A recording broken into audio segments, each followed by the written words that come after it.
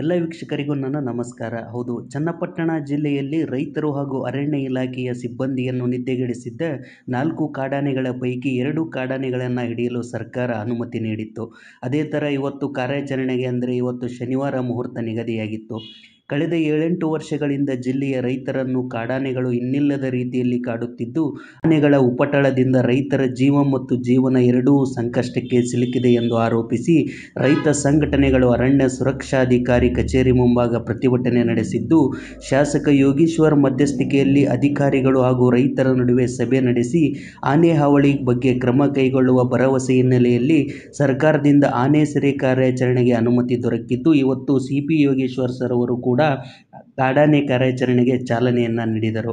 ಅದೇ ರೀತಿ 6 ಸಾಕಾನೆಗಳು ಸೇರಿ ಈ ಒಂದು ಕಾಡಾನೆಯನ್ನು ಇಂದು ಹಿಡಿಯಲಾಗಿದೆ. ಹೌದು, ಈ ಒಂದು ಕಾಡಾನೆ ಈ ಹಿಂದೆ ಕ್ಯಾಪ್ಟನ್ ಅರ್ಜುನನ ನೇತೃತ್ವದಲ್ಲಿ ರೇಡಿಯೋ ಕಾಲರ್ ಅಳವಡಿಕೆ ಹಾಕಿ ಬೇರೆ ಕಡೆಗೆ ಬಿಡಲಾಗಿತ್ತು.